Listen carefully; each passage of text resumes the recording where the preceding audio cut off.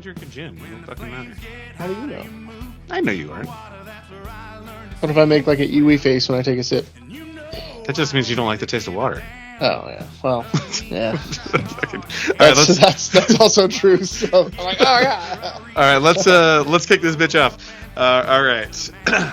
Howdy, welcome to this week's episode of Vikings, Outlaws, and Cowboys. My name is Vico, the bearded one. I am joined by his bouginess, Alex Yarl Martinez, and the Silver Fox, Ryan Doxim. How you gentlemen doing today?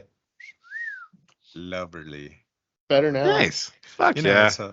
it's a hump day, so I was a little late because I was, and You were on a business. You were on a date in Home Depot. That's what you were doing. Dude, All you the don't Bed know. Bath. Have you been there lately? There's so much wood there, dude. Every time I go there and I see that kind of wood, I'm like, oh, I might have to question my sexuality. It's because it's so expensive. Nobody can afford good wood these days. Yeah, that's true. That's fucking way true. Dude, I'm half Korean. I don't even know that I ever have good wood.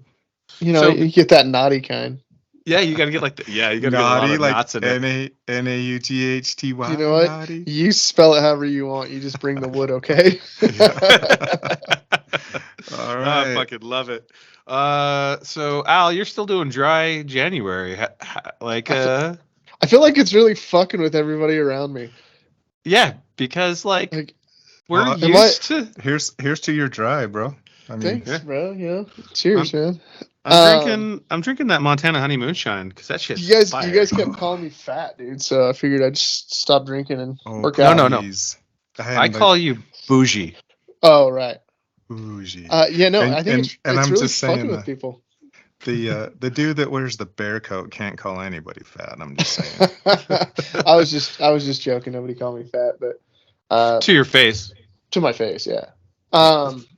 No, I think it's fucking with a lot of people because even the tall guy, even Cole is all fucking Twitter pated. He's like, "Are you gonna fucking drink again? What the fuck is your problem?"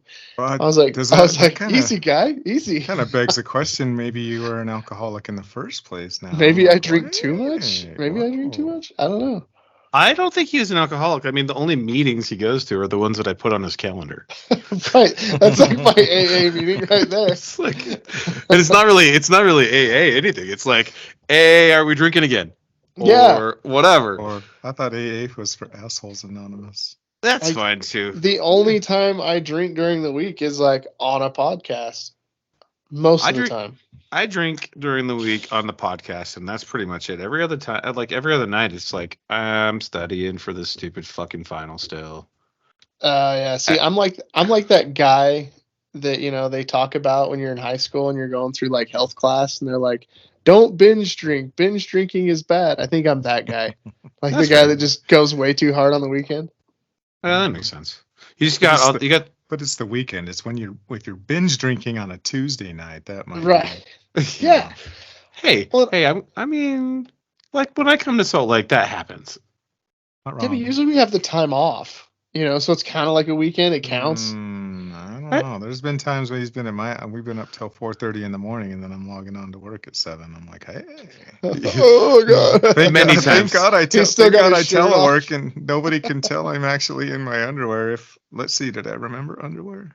100% of the time when I'm at Ryan's house, when I'm in town, I'm like, okay, I'm not going to go out that much. And last time I didn't do that bad. I only went out twice. I'm here for 2 days. Yeah, it's the coming back part that I'm like, dude, it's like 1:45 in the morning and my dogs are freaking the fuck out. I always try to be so quiet, but your dogs love to let me know that I'm there. Well, thank God. I mean, that's what dogs do. Good for them. Good dogs. Yeah, except for the only time that they didn't is when I didn't have the key to your code to your front door, and I had to go through the back door through the dog door, and they didn't make a fucking sound. Oh yeah, because they're like, oh, you know what? Whoever the fuck is doing that, if they get in, they deserve to be in. He's one of us. Yeah. He's one of us. One of us. Oh, one of us. I see. Is that Aurora? No, that's not Aurora. It's just some other blonde fuck crawling through the dog door. I'll bet you he went in ass first too. No, that's probably why they didn't bark. If I was flexible enough to do that, I would totally do that just to fucking prove a point. But I am not. I wish he had a doggy door cam, so he's just coming in ass first. No, I do. I just didn't. I didn't have it So my brother likes to watch when he watches the house for us. He turns all the cameras in the house around. I'm like, God, how am I gonna really find out what he must be doing some crazy shit when Dude, we're he's not like here. doing like all kinds of orangutan jacking it on Yeah. your couch. Right? Bro, upside So- down. So Oh, yeah, yeah. but you would It's good. JT would be the dude that like tries he's got the luck, like if he tried to come in through the dog door ass first, he literally would get his ass in and his pelvic girdle and he'd be stuck and then he couldn't Yeah. get the fuck out and he'd probably Just take a like reaching shit up on the trying to carpet. unlock Yeah. it. I would just be like, all right, this is fucking dumb. I did try to reach up, by the way. Surprisingly, just want to let you know. It's just The- high enough you can't. Just yeah. barely outside of Right. reach for I'm aware. me. It's because I'm aware Doc that was tried actually it. that was actually a tried it. plan. Yeah, no, that was a plan. When That's- I put the door in, I was like, the fucking big ass lab can get down. He can scrunch his ass down and get out, but can somebody get in? That's So I was a actually smart move. super impressed with your broad shoulders and shit that you actually made it through that door. I was impressed. Like you too, must have been. 'cause- You know what I envisioned? This is what I envisioned when you told me that story, and it's It's probably still to this day one of the scenes in a movie that has literally had me crying for longer than any other scene in any other movie is when Ace Ventura is fucking climbing out Oh, of the the fucking rhino. dude. I to this day Pretty close. I still remember how hard and for how long I was laughing at that. And so when you told me you were making it through there, and I'm like, how the fuck did you get through that? Starts with the little finger. Oh yeah, I was like, oh yeah. And then I wanted to be like, did he get all of his clothes off, and was he a sweaty fucking mess when he finally got in? I was like, that would have been Dude. great to see. It was the Dude. most weird situation because like my phone died and I didn't have Ryan's, so my personal phone died. I had my work phone with me, and I was like, cool, I'll just call. Buddy. Fuck, I don't remember his phone number. Well, and not only that, he can't remember the fucking code that I've told him like 70 times about how to get into the house in the I first have place. it memorized. And it's my fucking birth year, for Christ's sake. I mean, well, hold on. So this is how it started. thanks So to everybody listening, like, oh, when was he Uh, born? Fuck, I can yeah. get into Doc's house now. 1920. 1920. So, no, Well, I went initially to the garage, the side door where it was. Then I used that code to get in, but some people's children locked the fucking door to the house. That is and that is a bolt key. The key is up by the Yeah. So then I was like, cool. Well, I mean, I'm either gonna sleep in the garage, which is fine. I don't care. I mean, the razor's in there. You could have slept with Grace. Nobody's slept with Grace in a while. Yeah, she doesn't look very comfortable. She doesn't recline. So that Oh, I mean, dude. never done that before. Now you gotta She's- sleep. You can She's take come- the seats out of her, right? And Right? you know, Yeah, you just put them on. slept on the Shit. hood of the vet. You coulda- slept you on the coulda hood of jumped- the vet. You could have jumped in Vivian and fucking reclined the seat. I was worried that it would become more of a paperweight with me in there, and I'd just be part of I'd be collateral damage. You'd fucking knock it off the jacks, and then what Fucking would I know do? my luck. I'd never be able to sell the fucking thing. Yeah. Yeah, I was just like, okay, we're not touching anything in here. We're gonna breathe quietly as we walk past this. And then so I was like, well, yeah, like most people keep the code for the side door is probably the same as the front door. So I go to fucking try to type it in the front door. No, man, that ain't fucking true. Not at all. So that I'm like, maybe the back door's unlocked. Go to the back door. At Doc's house, Almost that's back usually door. likely, right? Yeah. Back door's not unlocked. But then then I did do the Ace Ventura thing though. I was like, boop to the dog door. It reminded me actually, my entrance reminded me of the principal in Ferris Bueller. Oh, yeah. Yes. Less Oh, my dogs God. attacking me, but accurate. Nice. That's what it felt like. Next time Um, you should just take cake to the back door or cookies, and I guarantee you he'll unlock the back door for you. Well, he was at work. That was the problem. hmm Yeah. And I told him I was at work. I actually fucking like sitting drinking and laughing the whole fucking time. Like, yeah. I can't believe he's really doing this. He was at the bar doing Dude, work. I was like, the thing is like I got home at midnight. It wasn't like 1 o'clock in the morning. I was like midnight. I'm gonna be home by very latest midnight. I told Natasha, hey, I'm gonna be home like midnight, so that way because I don't want to keep anybody up because Natasha stays up and then she has her evening routine and everything else. And I was like, cool, whatever. I'll get home before you're done with your evening routine. No big deal. And I get back and it was just like, this feels very much like entering into a trailer in Montana that is also docks, but there's keys there. Huh. Yeah. So anyway, let's jump into it. I mean, we've been bullshitting for a minute here. Sorry so about let's. that. No, dude, it's totally general bullshittery. That's the first part of the podcast. It's actually It's spelled with a detailed. C. Shittery. Shittery. Okay. Let's get some updates. We have all of our plumbing fixtures installed at the meadery, to the point that our heater is currently running and the meadery is sitting at 71 degrees temperature right now. Does that mean that we're going to have to pay for a gas bill now? Yeah, well, that's usually what happens. Why is it at 71 then? You're not even there. Because it doesn't kick on very long. Okay. Listen, it only kicks on for like 20 seconds. And like when we actually start brewing the mead, everything needs to be at that temperature or higher. Is there a date for that yet? I had a working session with the Montana All right. alcohol. So let's kick that bitch down to 50. Let's kick that bitch down to 50. All right. Warm enough where nothing freezes. Okay. And he's not even the bean counter fucking barking at you. What? Yeah. He's like, The cut fuck? it. Why is it so hot in there?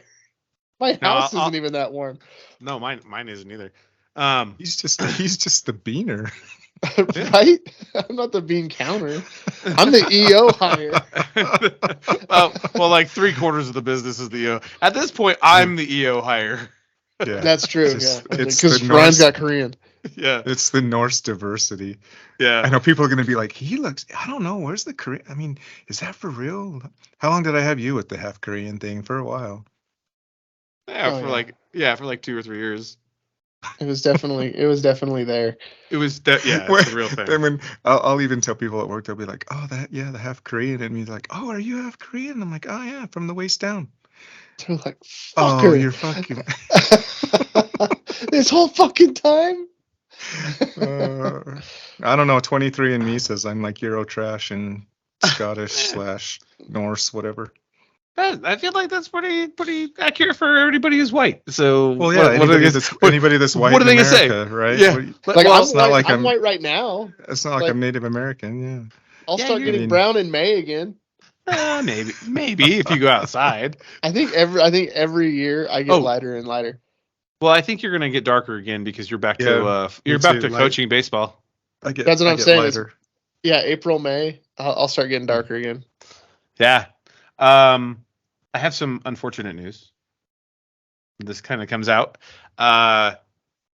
Marty is stepping down as the hike coordinator for Bozeman. Is it because you wouldn't let him get a tattoo? Maybe, probably, actually. Probably. I don't know why. I don't know why he thinks that he has a choice and that he can step down from that position. Yeah. I mean, he's just got a lot on his plate, which is fair. So Bozeman hike this year is up in the air if it's gonna happen. Boo. So I already told him that this year we're probably not going to go to the Bozeman hike. We're just going to go to Flaming Gorge instead. It's not even close to the same dates. July 15th. Oh, they're doing it. They had it planned for July 15th again? Yeah. So, okay, I'm okay not doing the. I mean, I want to do the ruck and all, but I mean, the misery of July on Blacktop for 10 miles. I'm like, could we? July 15th is a Monday. According to the hike schedule, that's what they said. I call bullshit. Looking at the wrong calendar. Let me pull it up. Yeah, I'm looking at it right now. No, the Irreverent Warriors hikes. That's what I'm saying. Oh, right. Yeah, because the Gorge is the 10th, bro. Of July. 10th to the 14th. That's a long fucking drive to go walk afterwards. Or you could just walk down and call it good. Yeah, fuck it. Be that irreverent. I'm in. Events this year. The hike, I think it was released. Find a hike near you. Don't care. Buy Silkies. Still don't care. I already have a whole bunch of those. Get out of here. All right. So 7/13. 7/13. Oh, so it's a Saturday. Yeah, it's that Saturday. Yeah, so we weren't going to be able to make it anyways. So I'm thinking we hit the Casper, Wyoming one in May 25th. May. Okay. May. It's going to be May. Like Memorial Day weekend? Probably. I don't know. I don't even know. The Utah one is When's the Salt Lake one? Yeah. May 18th. That's reasonable. And I'm actually going to be in the country this time, so that's cool. So I'll be there for that one. And all of us but one kind of live in the SLC, so 2. That seems to make more sense. 3. 12, whatever now. 3 of us, whatever it is. I can't remember. The company's growing faster than I can keep track of. That's cool. May 18th? Is that what you said? Yeah, that's for Salt Lake. On a Thursday? That's what it says, dude. Huh. Whatever. I'm like literally looking at it. If you go to the Irreverent Warriors, whatever, it says like, find a hike near you. Oh no, it was the wrong one. Yeah, it's May 18th, Saturday. yeah. Saturday. Yeah. Bougie was wrong. Wow. I was. That's weird. I clicked off the calendar. Put that on the calendar. Yeah, hold on. Today, the 17th. We could go to the Tucson hike on the 19th of October. So should we just say TBD on where BVMC will be? That works. I'm in on that. Additional updates. So had the meeting today with the gal. She was super kind. She told me that she's taking over our case herself, which is good because Brennan, if you listen to this podcast, I want you to know this real quick. You can fucking eat a bag of dicks all the way because you are a fuck ass. And if I ask you a question in an email and you respond with the same question, I think you're a retard. Hard R. Okay, good. Hard R. That's a hard R. All right. I think what he means to say is fucking eat a bag of dicks. I was displeased with your last response. It makes me question your intellectual capabilities when you're unable to ascertain and something. Yeah. All of those things. But also eat a bag of dicks. Yeah. Smart talk / eat a bag of dicks. So what I meant to say was the next snack you have might as well be small Vienna sausages from those little cans. No. Small, monkey-sized testicles. I know I have Korean if you need a reference. No. Nom. All right. Final updates. The Jarl and myself and Tro will be in Texas from the 1st to the 7th. We've been invited to come on the what? That's Truth awesome. True Tall. Yeah, we were invited by Martin Antonio to come down and do the Truth, Tall Tales, and Whiskey podcast. And then he's going to take us around to a bunch of the places he plays in bands and such, and bars, whatever. And we're going to be doing some networking events down there. I'm sure that we'll have a bunch of veterans that know us down that way show up, which would be cool. I doubt it. Nobody knows us. That's fair. Nobody knows us. Dude, I'm going to go live. We're in 10 countries now. Yeah. That's weird. TikTok's going over the board.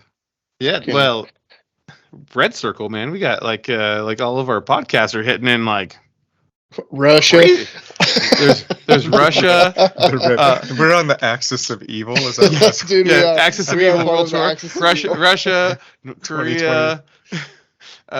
Whatever BRICS is, all those we're hitting all those ones. 20 years later. I'm not sure how that actually pans out for us, but just so you know, Doc and I were on the Axis of Evil World Tour 2003. It was real. Yeah. And we met Hans Bricks. Yeah, it was good. Hans Bricks. So fine. So that piece is coming up. So if you guys are in Texas and you're actually paying attention to this, let us know. It'll be good.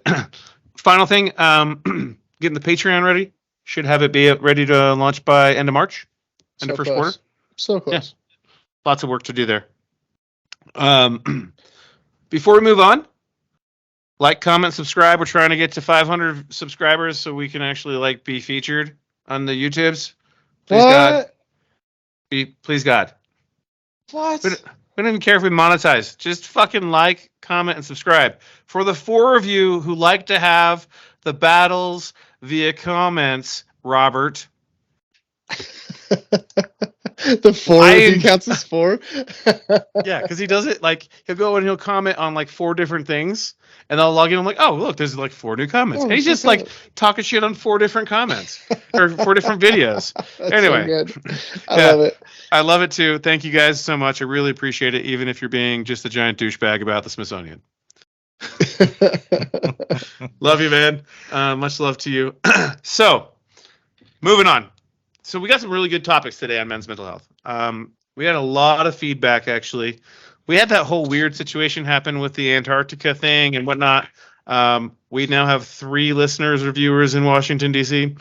If you're really in D.C. listening to us and about the conspiracy thing, look, man, I didn't discover it. The TikTok gal did. Go fucking haunt her. Don't fucking worry about us. We just fact-checked it. We were just double-checking. Yeah, that's all. It wasn't our fault. I also am perfectly sound and healthy mentally as far as I am concerned, and I do not care about suicide for myself or anybody else. Don't do it. It's fucking stupid. All right. Today, on the men's mental health portion, I think this is actually going to be really awesome. So I'm going to start off with our journey as a meadery, to get in the meadery build, because it has been a fucking battle. And I think being a man, from my perspective and the men that I surround myself with, every single day, every single person that I know has stupid fucked up challenges. We battle them every day. So the very first thing that I want to talk about today is just how small things matter, and how if you inch forward and you have micro wins over life. Are we not doing phrasing for like No. of that? No. Small things matter. Let's leave that. An inch forward matters. How they build to big things. All right. With a crescendo at the end. Or things that matter. Yeah. Oh. I don't know that I'm capable of big things, but I mean, there's definitely a crescendo at some point. Yeah, it sounds like it. I mean, I did used to play piano. I could crescendo then. It's going to be an F sharp. So I'm going to ask you guys just each individually really quick, how you've been able to work through 2 years of battling day in and day out and keeping your motivation up to finish this fucking building and get the mead company going. So I'm going to start off with Alex first, because you've been involved in pieces of it and like finishing touches, and then also the infrastructure and all this podcast portion more. And then Ryan has been involved in all the fuckery that happened at the building and all the things that could possibly go wrong from the beginning. From the get-go, yeah. And he has had like less involvement in the podcast and grown into the podcast. It's kind of like this weird kind of mesh between you two. So Al, first question, really, how do you with building this organization and experiencing all the shit that slaps us in the face all the time, like some sweaty nutsacks, like honestly, how does this work for you? How do the small things that you do every day build for the future? The answer is, what is whiskey? Pseudo whiskey is in water for January. Yeah, for January. I mean, that's in the past, right? This is present, This is current. So it's less stressful. Yeah, whiskey's definitely helped. No, I think because like we went down like as a crew and we started putting things together, digging holes, finding bones, all that shit, and then I didn't come back until it was time to kind of do the finishing stuff. So Doc's been there in the interim, but I think that I thought that it wasn't gonna be easy, right? Because I think I'm just an inherently, like pessimistic person. Pessimist? Yeah. Yeah. So I was like, all right, well, here we go. But I think that, doing the podcast and stuff has kind of lent some humor to the whole thing. And just the fact that we haven't really taken ourselves way too serious, like there's been times where we could have killed each other multiple times, but the thing is, like, in the same sentence, right? And the thing is, like, we can't take ourselves too serious, and I think that's kind of been key to it. But I think for me, like, having the different outlets, doing different shit, going up into the mountains, driving the cars, doing dumb shit like that, I think is kind of a stress reliever, kind of like, okay, it's not that bad.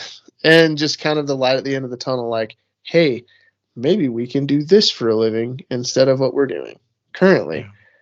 That is like yeah, the big driving factor, because I think that could really be huge.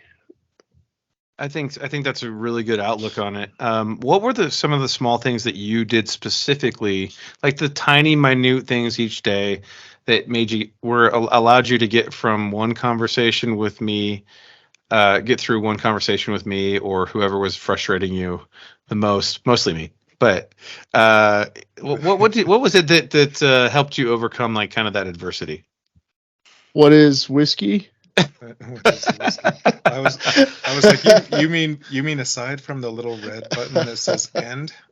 Yeah. I think that every conversation that we have, even like when we don't agree, or we're at each other's throats or something like that, like, is kind of a means to an end. Mhm. Like, we're getting there, we're inching further forward, and it's just a little bit, but we're inching there. And I think even like the hard conversations that we've had, and like the rough goes that we've had with the building, and whatever, I think that we're still moving forward, right? Mhm. There's only been a couple times where, like, we've really stagnated and haven't been able to do anything, but those times were out of our control. It was stuff that we couldn't change. But I think that we're all pretty good change agents when it comes to pushing things forward or finding a way to push things forward. Like, we have more Lance Corporal Underground in us than than a lot of companies, when it's like, don't care, just figure it out, get it done. And so those frustrating conversations that you don't think, you're just pissed off then. And like I said, I'm a pessimist. Usually I'm just grumpy and pissed off anyway. So it's just, it's just one more conversation that I have in the day. But ultimately, we end up driving forward from it. Mhm. And the thing is, like, I think we've all been able to separate, like, business from friendships pretty damn good. So it's like, we could get off the phone from yelling at each other about business, and then, like, something funny happens, like, dude, I gotta tell you about this. Then you're like, whiskey? Yeah, exactly. Hey, dude, I need a drink tonight. You want a drink? Okay, let's get on Teams. Yep. Yeah. Where's Where's the bear coat? Yeah, exactly. Right.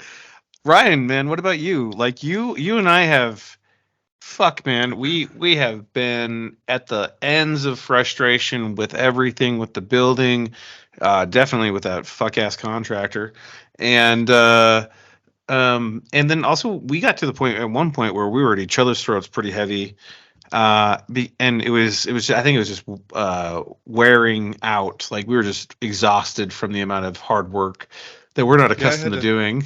I had to remind myself, I'm like, oh yeah, he's got TBI and doesn't hear so good. Yeah, that's fine. Starts using the nail gun right next to his head. Right? Yeah. Like, no, you know me. I mean, I was in 3 years ago and we moved you up there, and you said, hey, buy this property and be a part of this with me. I was like, Yeah. heck yeah, dude, I'm 100% in. So, and obviously, like Al's saying, there's been a lot of moments of frustration, and then there's been a lot of moments of accomplishment and a sense of pride, and knowing that you're building something that literally has a potential to be great, right? I literally, when we first started talking about it 3 years ago, when you were in Harriman and we're talking about what the fuck do I do with all this honey, and I have an idea. I was like, dude, that's amazing, I'm in. And then when you're like, oh no, I'm not looking for I'm like, well, good fucking luck. How do you think you're going to do that? Because this is going to explode. You're to use the hard R word. I think I did say you're fucking retarded if you don't think if you think you can do this on your own, bro. This is going to be huge. And I was in then. So just to be able to see where we've come from, a slab of honey in your kitchen in Harriman to where we are almost today with the building and the land and the property and the all of the work that is taken to get there from literally it's taken a village, right? I mean, you and I started this and we started that and we thought, well, we can do this and we can do that, and and then all of a sudden somebody said the C word and commercial made it go fucking stupidest ballistic stupid. And then but we've been able to persevere through that and overcome the hurdles of the commercial, being a commercial aspect versus all of that fucktardery. But to be able to look at it and see see the videos that you've posted today with the interior, and it's literally 99% done. We're waiting on. Oh yeah. Oh yeah. Oh yeah. You know what? When he does fucking get that graphic, he needs to just tweak the design just a hair and put fucking meat on the put the word meat on the picture versus the Kool-Aid guy, and have a picture of JT's face on his ass tattooed on his ass or some shit when he turns around. That'd be perfect. It should be like the Kool-Aid man that kind of looks like JT and Macho Man, but then with the JT tattoo. Yeah, but then he's got the JT tattoo on the forearm or some shit, right? Dude, I bet you we could get somebody to get that tattoo. I bet you 100% we could. If Rudy draws that up, I will tattoo that. I mean, no problem, dude. That's one of my favorite Family Guys fucking ever. And oh yeah, and then but yeah, I think being a part of it from the get go and being able to literally build it from the first timber, the first spike hole in the ground, and to where it's at right now has just been. It's a super great feeling. It's a great sense of pride and accomplishment, regardless of all of the rigmarole to get there. Mm-hmm. And so I'm just super appreciative that I've been able to be along for the ride. Honestly, I am 100% humbled by the men and women that I surround myself with, because there's been many nights on my end that you have never seen that I'm like, what the fuck am I doing? Like if I didn't have this stuff going on, like I could go fly like 25 Falcons and I could go on whatever fucking adventure that I want. Would 25 Falcons come back? That's the question. A little too soon, big guy. A little too soon. Ouch. For me, and I'm using this as an example for everybody who's listening that's looking at men's mental health. Like, in the past 2.5 years total, we've gone from, actually like 3.5 years, we've gone from a thought that was like, hey man, that's some decent toilet bowl hooch to some pretty good bathtub hooch, to now we're about to launch the actual company with the alcohol. We won't just be a booze company that only sells apparel. We'll actually sell both, which is cool. But like, I want people to understand like this process, and for the men that are listening out there that feel like you're at your rope, the end of your rope, you're at your wit's end. Like you got to do the small things every day to win. You have to. Like you got to wake up, and if your day is shit, like for instance today, I fucked up the front end of my truck, right? The day might feel like it's shit, but you got to look at the small things that you've done to overcome that major incident, because what's going to happen is over time those small things accumulate. They accumulate exponentially. So they literally you focus all of your energy on doing little things that move you forward in life, whether it's for whatever business goal, degree, family. I mean, the only thing that you're not going to get is if you're one of those fuck ass bros, like the I'm a good guy, why does she look away from me guys? Fuck you, you're weak. Um, but like if you literally focus yourself on being a better person and growing, and you just do the little things every day, you're not going to notice a change, but everybody around you will. And that's exactly what this building was. For the longest time, the Jarl would call it the Dreamery, but he hadn't been up here. He hadn't seen the building really progress. He had no idea how like real it was. It didn't change for like a year. It did. It was sticks in the ground. No, there were sticks in the ground with insulation in them. Until there wasn't. You're right. I'm totally wrong. But there was so much going on. But like even during that time though, we were still doing the micro things inside of the organization, building an infrastructure, getting to know how each other operates. Like you got to take the wins when you can get them. Like you want to see the major wins, but you're never going to really see the major wins unless you get those small things. And it's really important for everybody who's out there who's struggling, who's working that day-to-day job, that I make it to a paycheck. Not to the next paycheck. I just make it to a paycheck, people, right? And I was there, and everybody's been there. Like we all fucking struggled. We've all been through that. But like, you've got to focus on the small things. And if you're looking to make a change in your life, you have to identify what you want to do, and that's a very, very big thing. But what you can identify is what you're good at. That's a simple, small thing, and you can expand upon that, and you can grow it, right? Like. You're really good at being an asshole. And that's why you're really good at working at the VA, Al.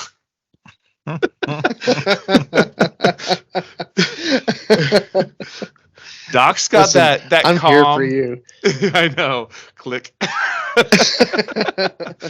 Don't call me here. Thank you for calling. I'm sorry. You're calling. What are you calling for? Oh, here. Let me transfer you. Yeah, let me transfer you. We've been having phone issues this week.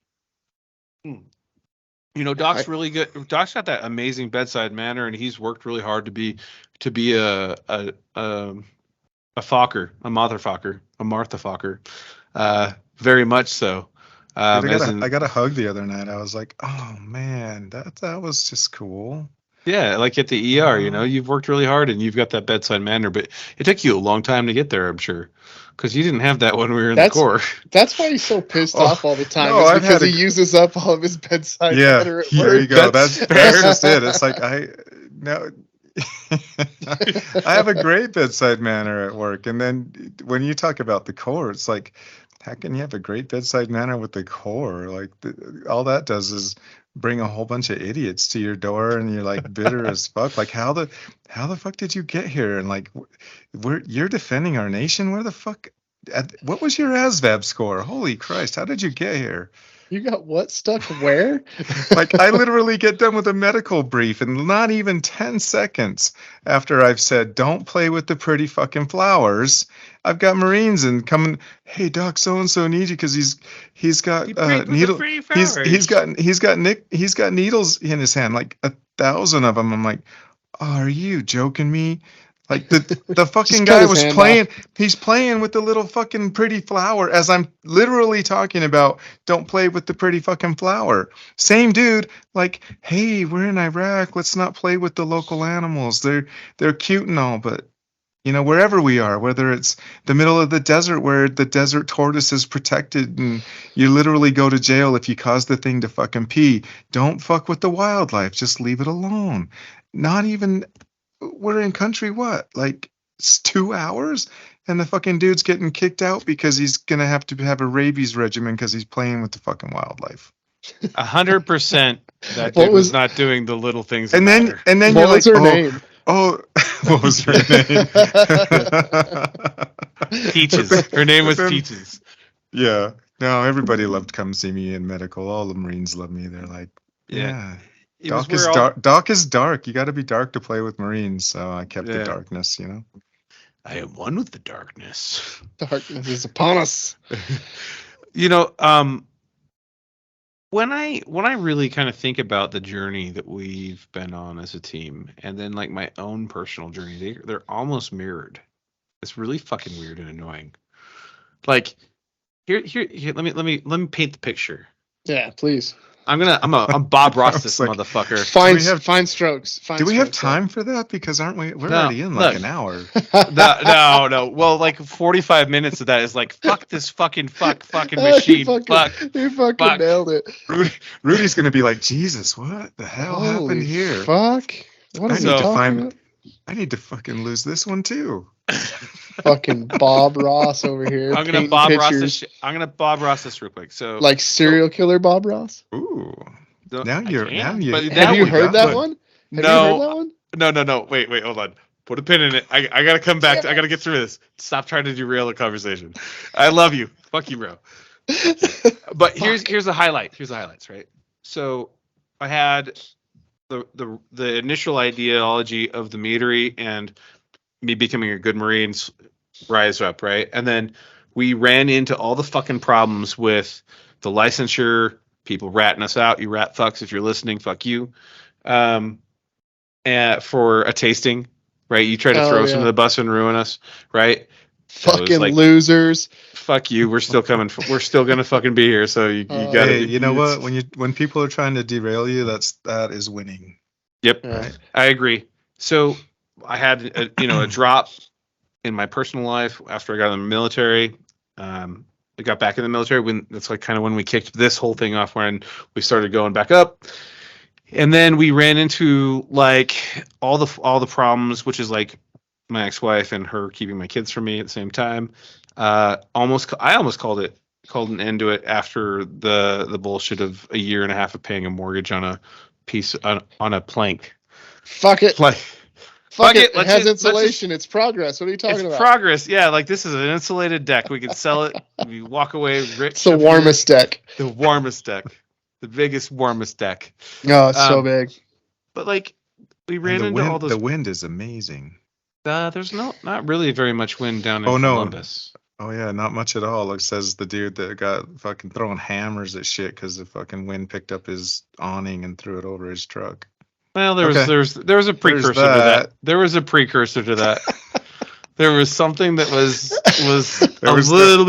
a little bit of button pushing. Listen, we don't condone no, I'm just violence, talking about the wind. Fucking hilarious. Yeah. Anyway, Thor was present that day. You fucks.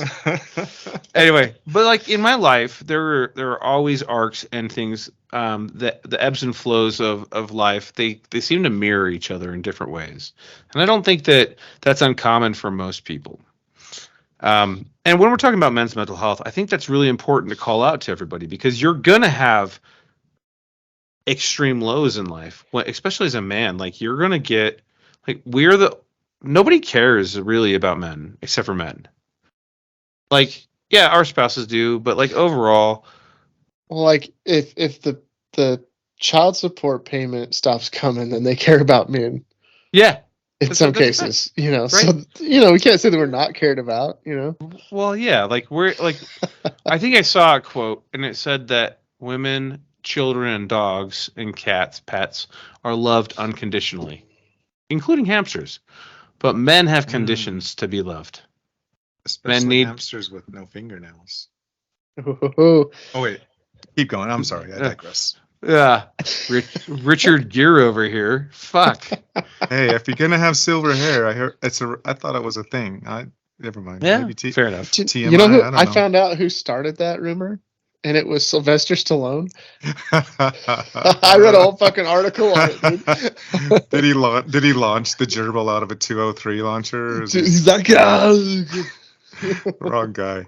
Wrong guy. The other guy. There's like 19 expensive movies. Grab my hamster if you want to live. Hey, yo, Adrian. Get the hamster out of your ass. Get it out of your ass. I always get him and like Yogi Bear mixed up. Cut me, man. Yeah, fair. You want us some picnic baskets? hey, boo boo. Hey. Oh fuck. I think I like the point that you're making with the men's mental health in the regard that some days just they literally feel like it's Groundhog Day, right? And it's the same day over and over and over, and the mundane and the humdrum of the rigmarole of the cycle and the same day every day, right, can be monotonous and overwhelming at some points, and sometimes even depressing, right? But you get those little things in every single day that makes you go, One more. yeah, I like. One more. It's like it's like fucking golf. Like when we were out golfing, right? It's like, God, I fucking hate this game. What the fuck is wrong with me? I'm generally fucking good at sports. And then you hit that one drive and you're like, damn, That's it. I can do that. Or you hit that long putt and you're like, that was delicious. I can do that. Can't wait till next time. Yeah. And so then, Yeah. you just go to the next time. So go to the next time. I think that I totally agree. And I think like one of the cool things, and you guys might hate this, but one of the cool things about being in, the Marine Corps, Army, Navy, whatever, is at least for me, like no day was the same. Like there was always some fucked up shit that you're going to have to do, or just like it might suck, but it's funny now. But your days were never the exact same. Like there's times when I wake up now, I'm like, fuck. Here we go again. Here we go again. Same stupid fucking questions, same fucking meetings. Like 100%. just like fuck. Yeah. I'm on the same page. I've got my shit done at my work, so it's on fucking weekly repeat. So I'm like, my body wakes up and it's like Monday. There's no meetings till 8:30. All right, cool. So we sleep until 8:15. No, we can't sleep until 8:15. We wake up at 7:30 when the dog's got to go outside, and then I make a pot of coffee, and then I go and I sit and I'm like scroll on TikTok because I'm supposed to post something on fucking TikTok, but I scroll. I don't post shit because like I don't want to give anybody else blue balls. So I'm now on fucking TikTok for an hour, and then I'm like, oh, okay, cool. Got to jump into this fucking stand-up meeting. Hey guys, what are you guys doing this week? Oh, okay. Same thing as last week. Good talk. Yeah. Great. Let me take some notes. I'm not going to take notes because it's the same thing as last week. I'm just going to repost last week's notes. But then you're happy because you can bill a 15-minute fucking $200 fucking meeting. Sit down.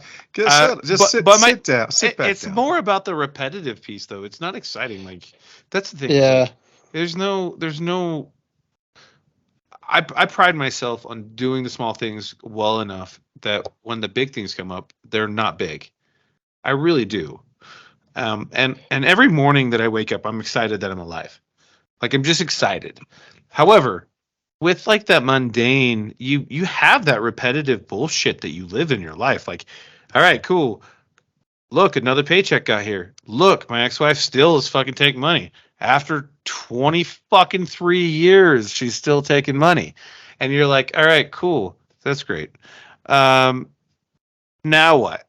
Okay, now I'm doing another meeting, and it's the same fucking meeting as last week, and nothing's changed because these people don't want to fucking change, and nobody takes ownership. Or you go out on a sales call, like I know lots of friends. They go out on a sales call to the same fucking client who buys the same fucking thing, and this could have been an email, and he didn't have to go there. I'm literally hearing suicidal tendencies in my head. I'm like, same and all I wanted was a Pepsi.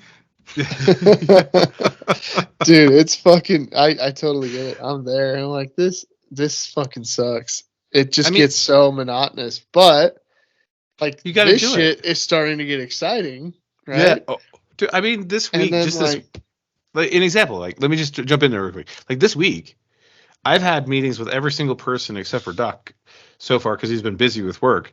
And they've all been like real meetings. It's not like we're just bullshitting to shoot the shit. We had shit to talk about. Yeah, we had like adulty things to do. The real reason he doesn't have a meeting with me is because he's like, oh, he's the CFO. Then we got to talk about money. I don't want to talk about money. He's gonna ask what I'm spending. I don't want to talk about that. Okay, I'm sorry, Doc. Oh yeah, you're busy. Okay, well we'll talk to you next time. See you next time. Yeah, breaking up the monotony is important. There's some days where I wake up and I just want to cause just a copious amount of hate and discontent.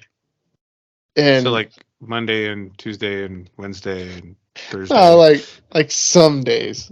Like if I was consistent with it, like everybody would be upset. I didn't all say the time. Friday, Saturday, Sunday. That's like Sundays. Right. I had to make sure when I pulled this shirt out tonight that I had the Vox shirt and not my I Hate People shirt, because I'm like, oh, I don't want to wear my I Hate People shirt and have people think It's that. fair. It would Honestly, work the same. I don't Yeah, know why. like, You're bitching. yeah, like 100%. It's true. The breaking up the monotony, doing the small things are monotonous. And there's a phrase that I think that I want to say it was either Andy Frisella or Jocko Willink said, where they said, fall in love with the monotony, fall in love with the mundane in the things that you're doing to be better. And I really took that to heart. That's doing the same meeting every week is not fucking falling in love with the mundane. It's getting a paycheck. Falling in love with the mundane or the monotony of the baby steps, the small things to get to your goal, which is what we had to do. And now we're filing fingerprints over and over. Fourth person to bitch about it, dude. Dude, I said the same thing. What the fuck? They're like, They don't fucking change. They're the same. I said the same exact thing to the guy when I dropped off my fingerprints, and I put Al's fingerprints didn't have a date on them when he mailed them up. Oh, I did nice. that on purpose. You're a thinking fool. Look at So- you. Remember? So- I was like, so- fuck this, and I still have he- an extra one. So he sent them up, and I turned mine in, and they were like, "Oh, these are out of date." And I literally said that way before you, like y'all are just repeating history. I was like, in the Department of Justice's office for the state of Montana, and like, here you go. And he's like, Can "Oh, I these get are an out of-" eraser? He was like, "These are out of date," and I was like, "You mean the same fucking hands that I've had my entire life? Those fingerprints, those ones?" I would have been like, you know what? My penis says they're the same. I said to him, "How good are they? How long are they good for?" He said 6 months. I was like, Oh, "Do you man. fucking know the fact that nothing changes in anybody's life unless they die or lose a hand?" No, dude, in you don't take 6 the months? grinder to yours like every 6 Oh, months. yeah. You gotta Oh, yeah. grind them out. Yeah, no, man. We're I don't want calluses. I like soft hands. What are you talking No, about? dude, you just gotta get rid of your fingerprints. Make them bleed once a month. Yeah, Nope. 7. Looks like that dude in 7. Yeah. I stated that to What's in Tro. the Right there. box? Right there. By the way, I stated the same thing to Tro and the face, and both of them said, "What the fuck?" I said, "Yeah," and they're like, "They're my same fingerprints." I'm like, this is a common conversation for people, but it's I'm falling hearing- in love yeah. with the process of finishing it, right? Now I'm going to digress. We're going to change subjects to add on to this, right? And I think this actual conversation has gone really well, and we're kind of like guiding into this. This conversation. Most of the time, we just talk over each other. I want to see the audience thumbs up on that comment. Fuck, right? Thumbs up. Not Oh, working look, today? it's my fingerprint. There you go. There you Oh, go. look, there it is. There's the fingerprint. Fucking assholes. Anyway, Wait. I'm gonna do this for the dude that Brennan. There's 1, 2. Never mind. It's such a small birdie finger. It's half Perfect. 3 and 2. All right. So I found a phrase online, and I posted it on my Facebook, and I thought you laughed at it, Al, which I thought was funny. Because That was He's funny. like, I'm all being serious and sentimental. No, and no, he's no. fucking Because laughing. like as soon as he laughed at it, I knew it was the perfect fucking phrase. I was like, we're talking about this tonight. That was so lame. Well, I mean, maybe, but It's like Shock- one of those like, oh, I'm doing so good, and I'm gonna give No. out all kinds of quotes and advice.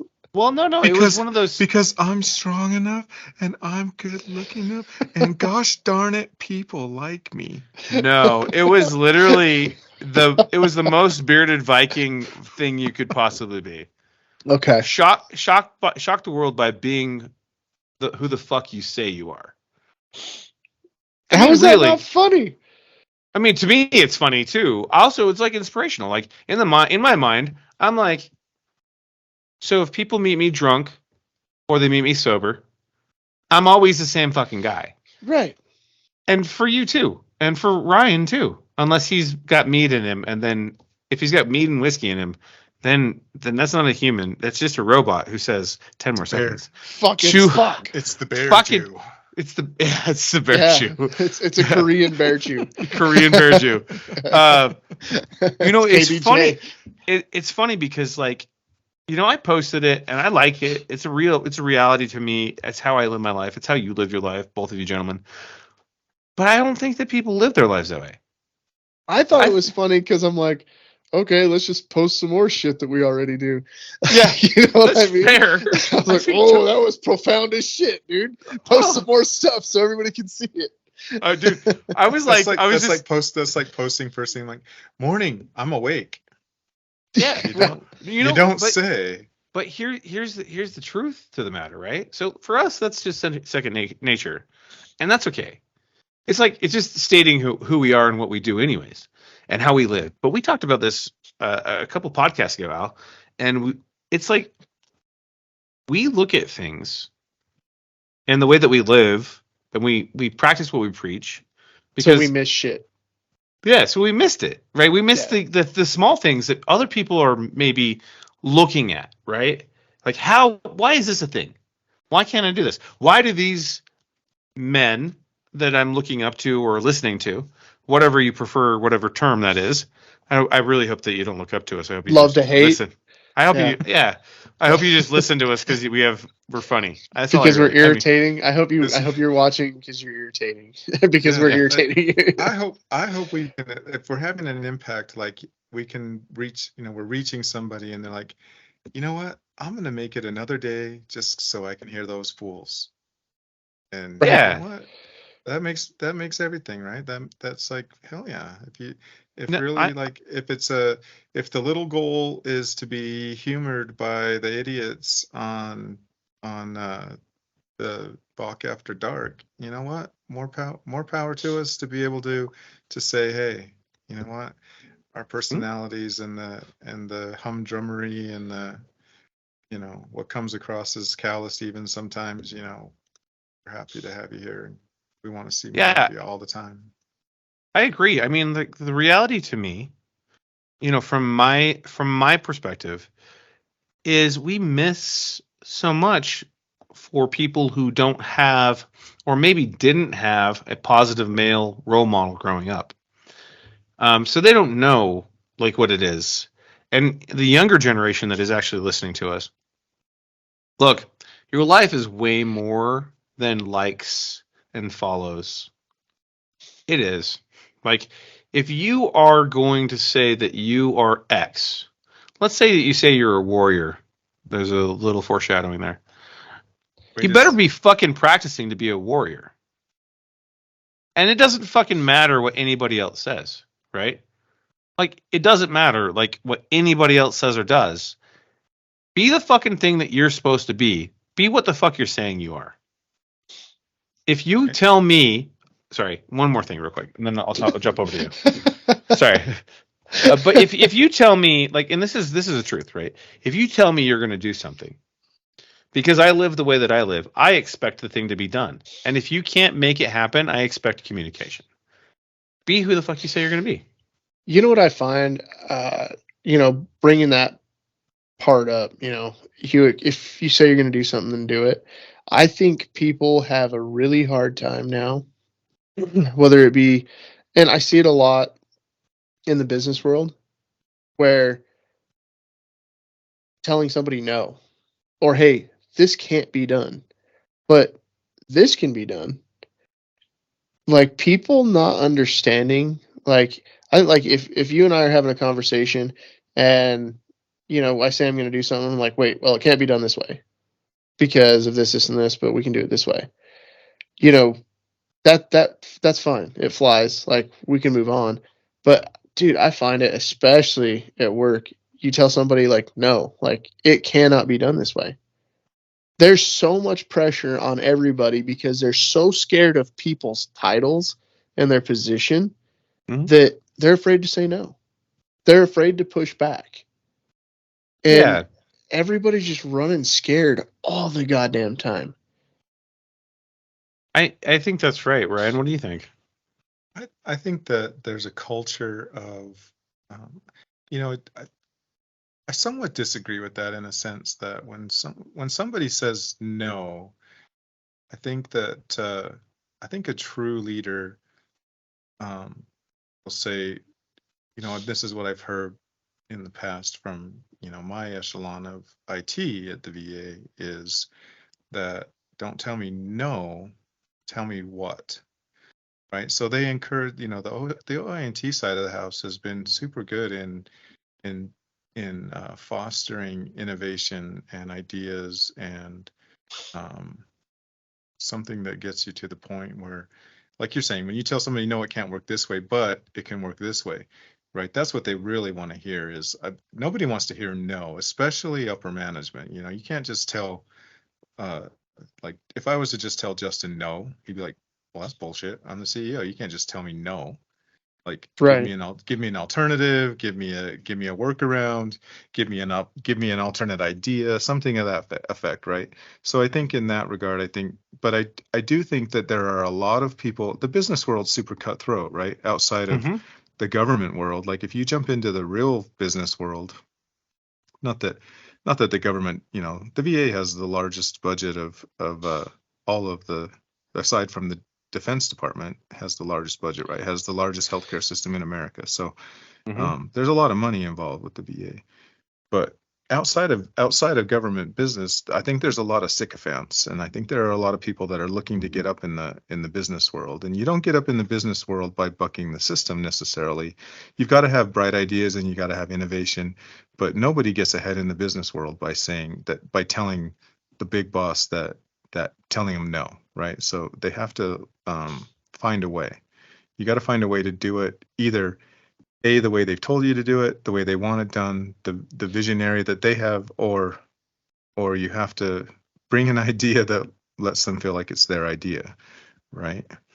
Mm-hmm. Yeah, and So I think your side of the house is probably a lot different because you're dealing with innovation, yeah, where mine is more dealing with whiny Congress, regulations, yeah, whiny Congress people. yeah. You're not wrong. We And get to play with innovation, and you get to play with regulation, and I see it in the in the other side of my life in the sense that in working in emergency medicine,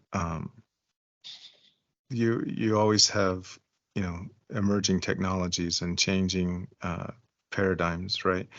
But you do have baselines, and you do have individual that have known ways. So when somebody does come out with one of my the biggest examples of that, for I've been involved with the military and having my nursing degree in emergency medicine for close to 30 years now. And so a few years back when CAB came out instead of ABC, it was like, what?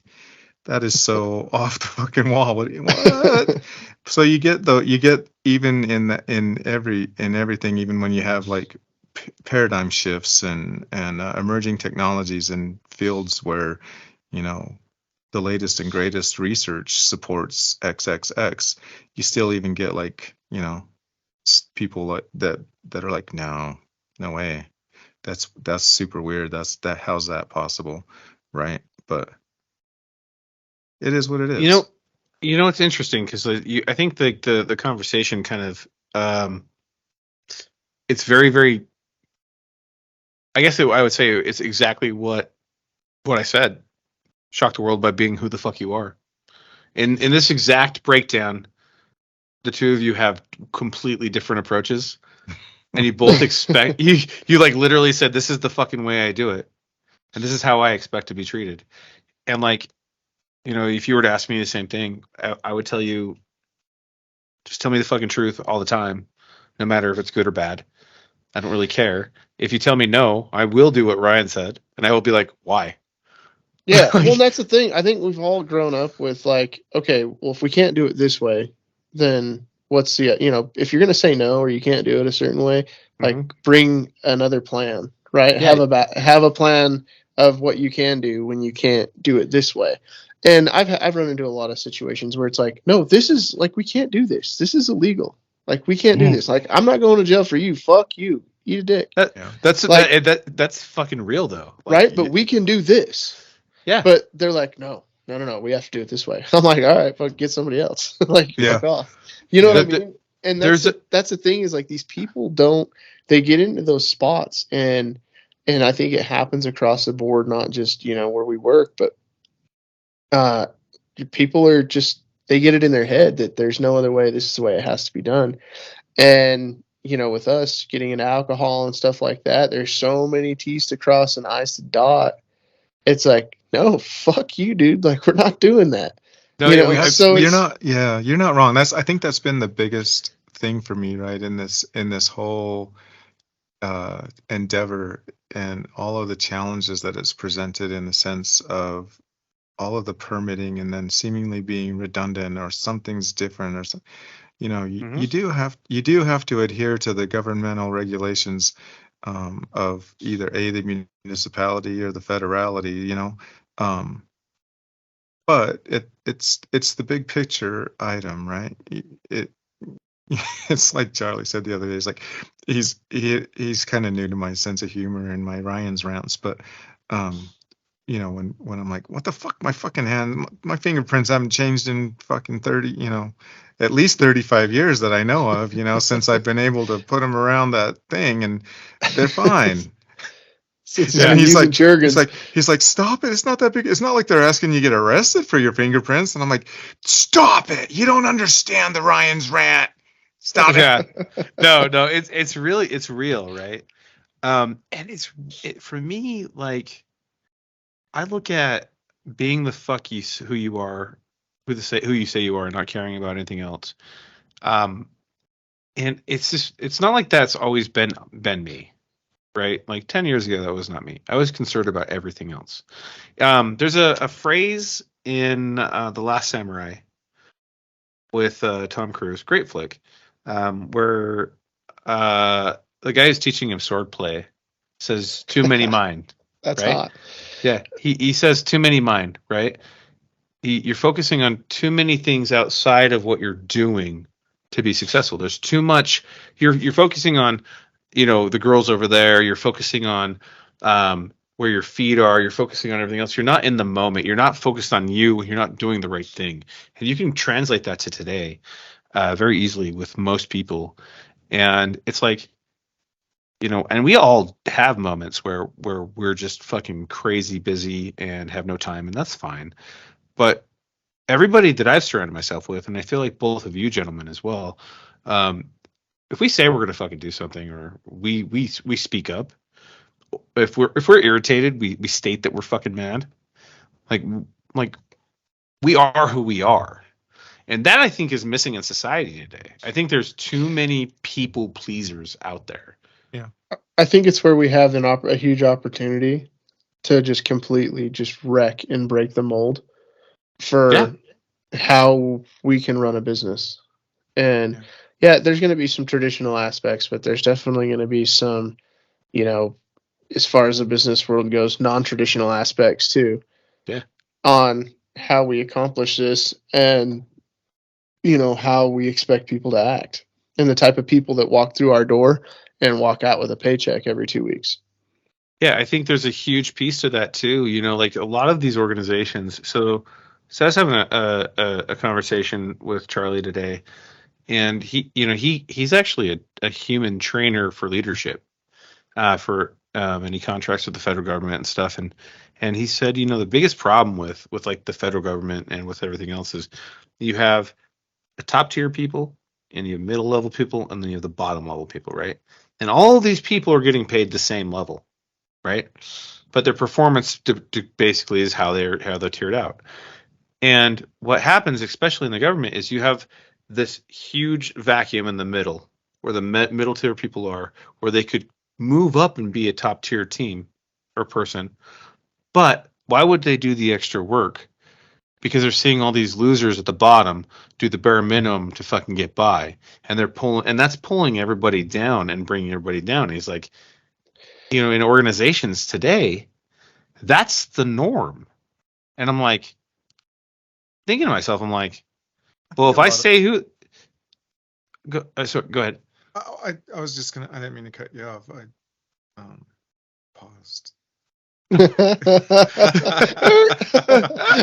Easy walking. I paused. I was, you know, here's Ryan's such an asshole that he's like on the edge of the seat every time somebody says something, waiting for that pause. Pause. Did he pause? Did he pause? Did Did he he pause? do it? Did it? Oh, I'm gonna rail him now. Rah! No, I think that part of the issue with that, right, is You walking again. obviously part of part of that, and and that he's involved with a federal entity, right, in that regard. But I think in a lot of instances, and even some very large organizations, I don't feel that people are off. I don't think people often feel empowered to have that their ideas or their thoughts and their visions are taken seriously enough that they don't feel empowered, and so it's just like, well, I'm here to get the bullet to add to my resume. It adds a little bit of experience, and then I can move on to another institution where maybe I can make a difference there. Or I think that maybe that's the middle tier. So the effect is really threefold, right? So the middle tier can either be pulled down to the bottom by the losers that do the bare minimum but still get paid the same. They can be pulled up to the top by the top producers, depending on how the organization functions.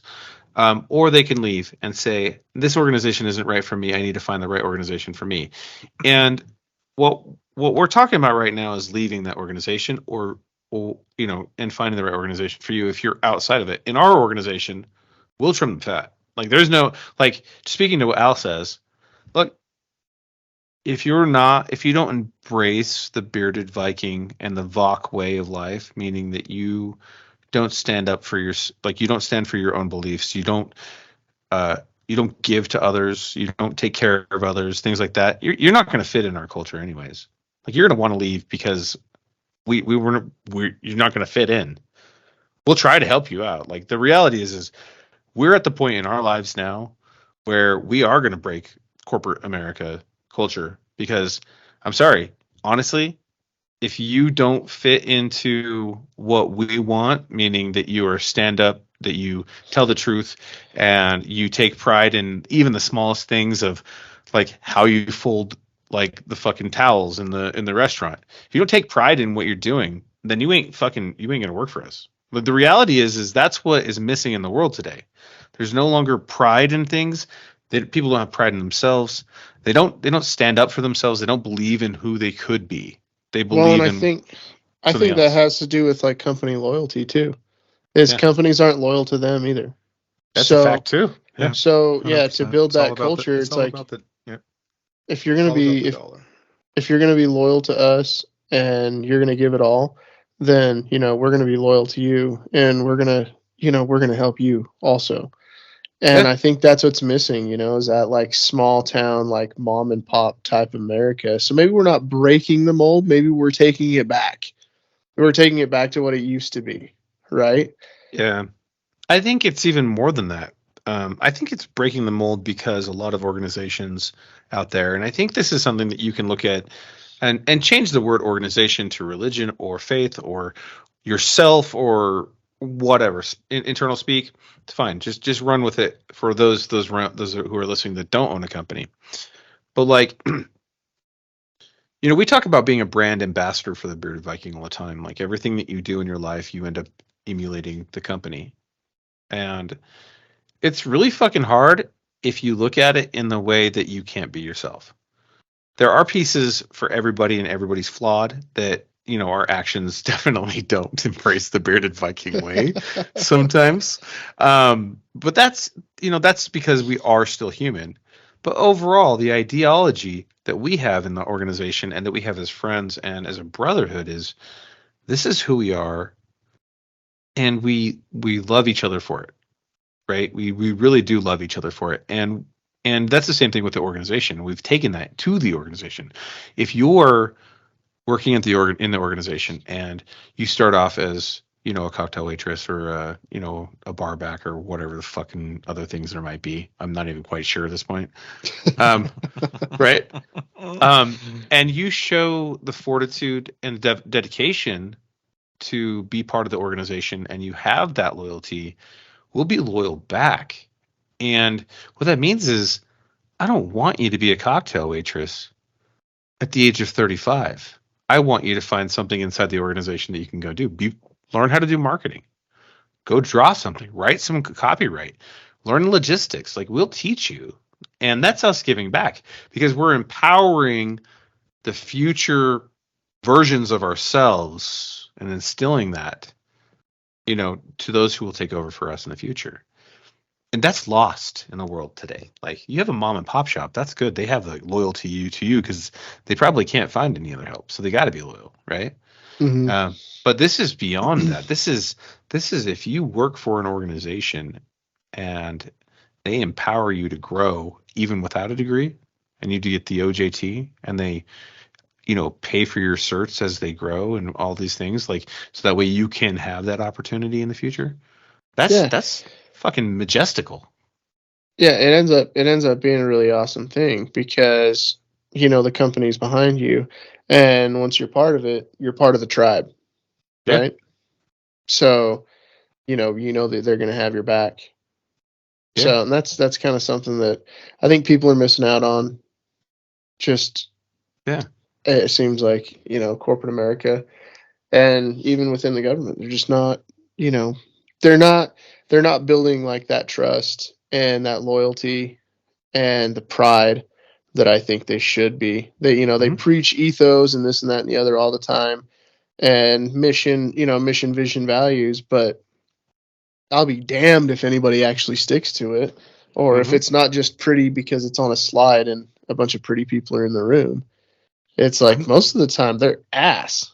Yeah.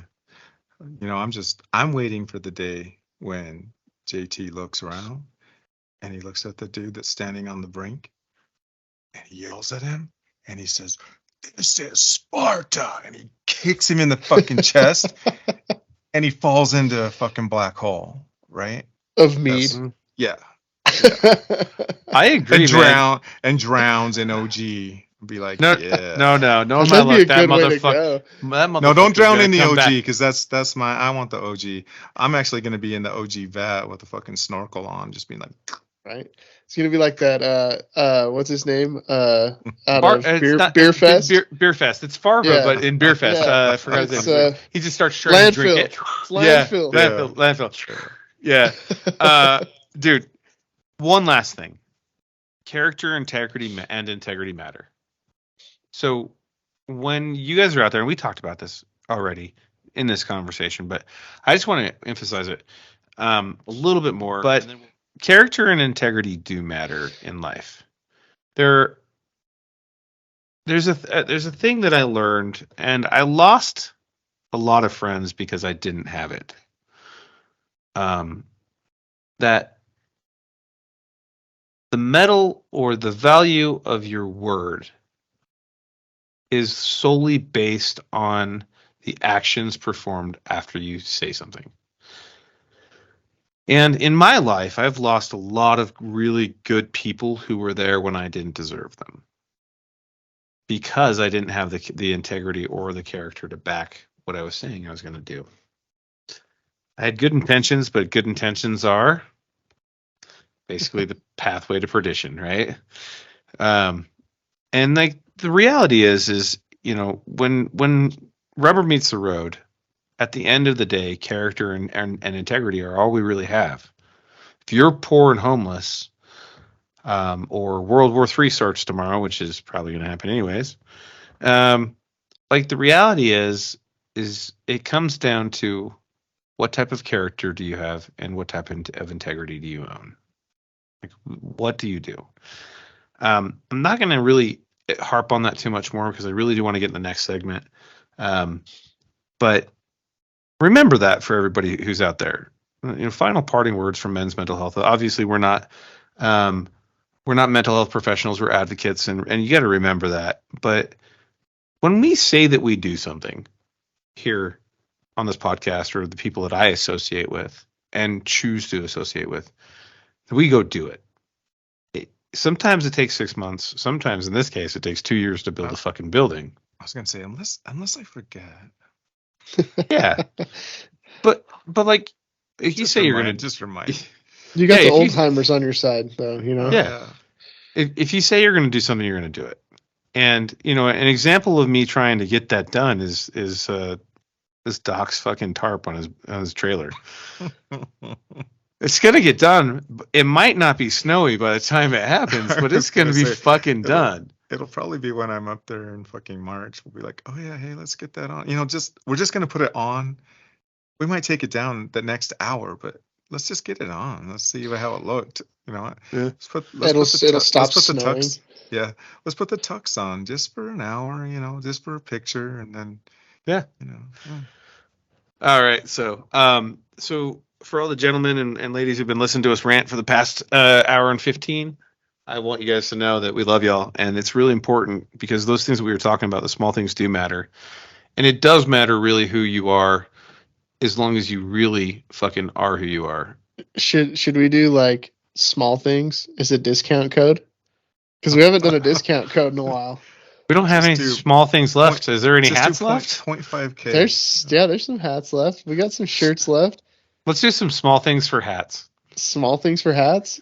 Small things for hats. I was going to wear a hoodie, but I was like, oh, I'm inside. It's going to be so hot. I can't wear a hoodie. What if we do like a 10% off? Small things. That's fine. Yeah, let's do it. 10% off? 10% off on everything. Yeah. Yeah, let's do small things, 10% off. That works. Okay. Let's run it. It should end up right here on my hand somewhere, right? You got to bring it like small things. Small things. There you go. Put her there, pal.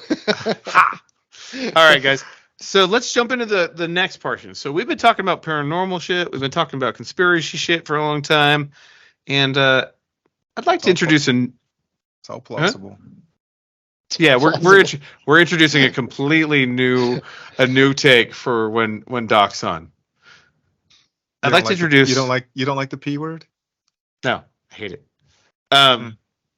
Maybe we could do one of those like rainbows of warrior culture. Yeah. like the reading rainbow one. The rainbow, but it says like warrior culture in between. Yeah. Warrior culture. This segment is actually called warrior culture. So, this is kind of picking like the idea behind this is that. So, back in Nam when I was in boot camp and we were doing that Marine Corps martial arts training, right? Yeah. McMad. Marine Corps food. Yeah. Now we're talking my. There we go. some muck foo.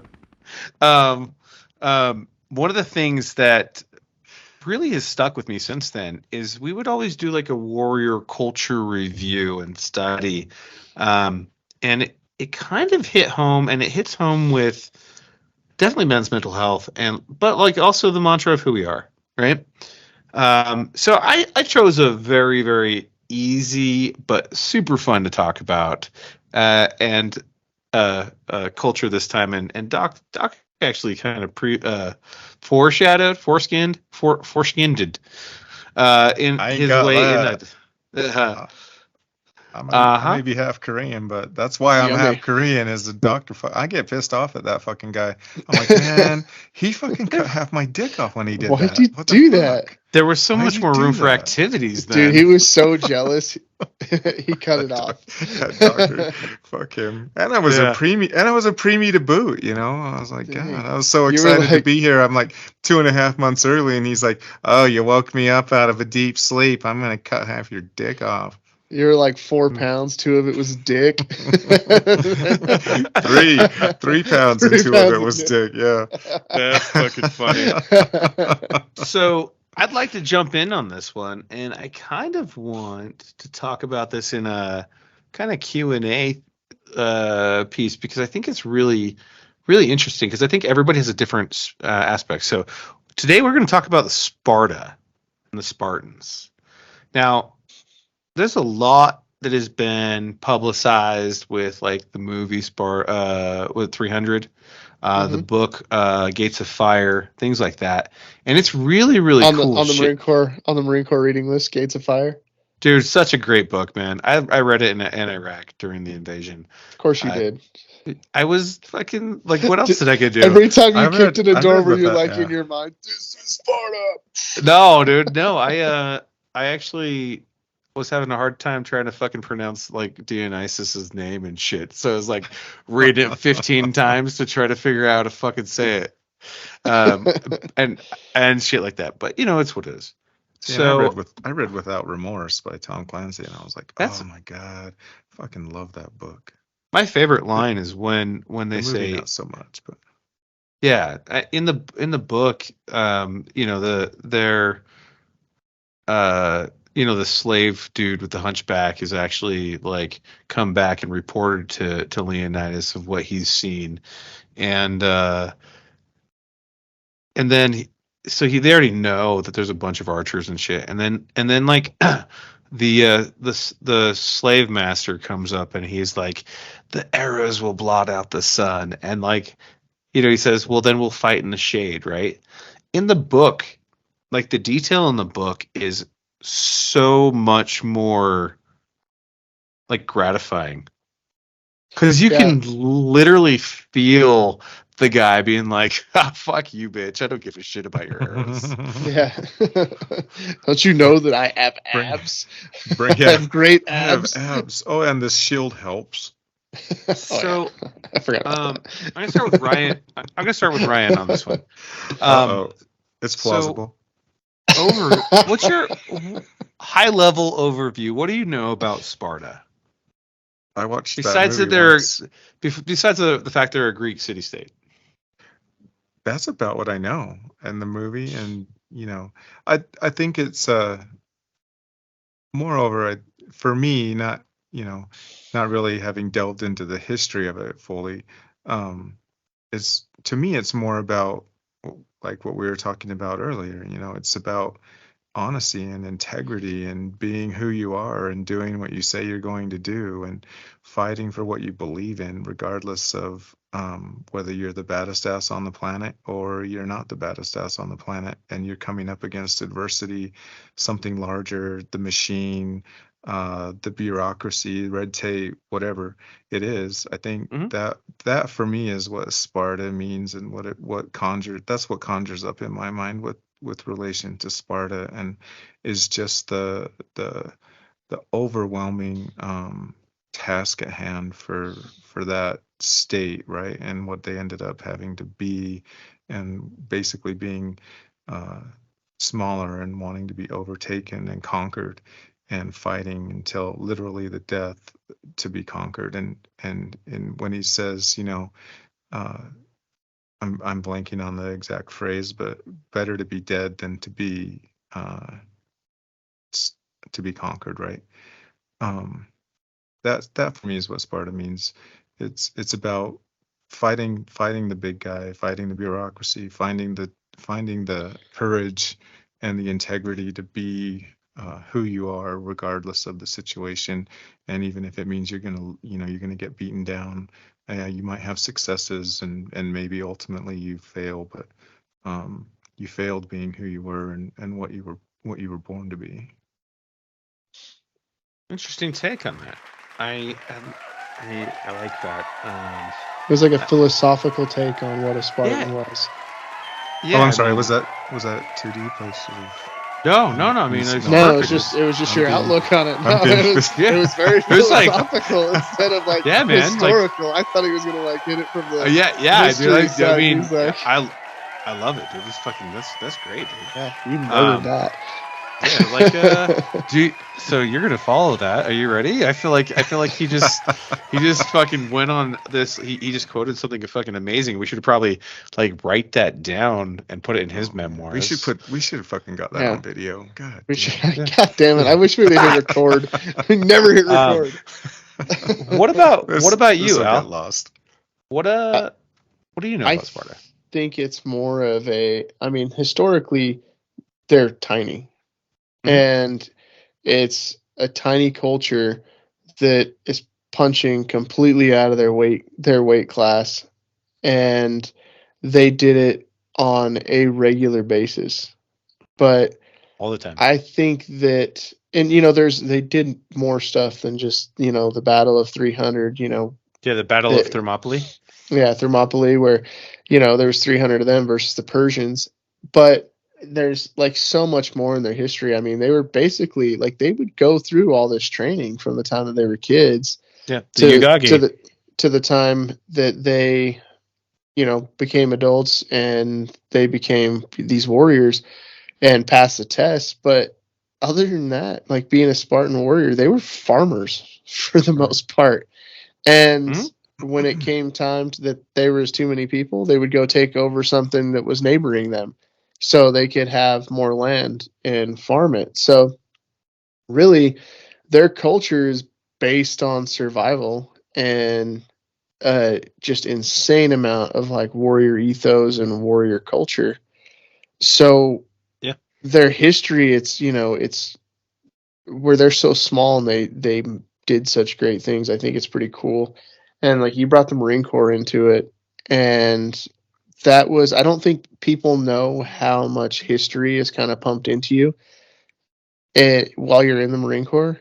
So much.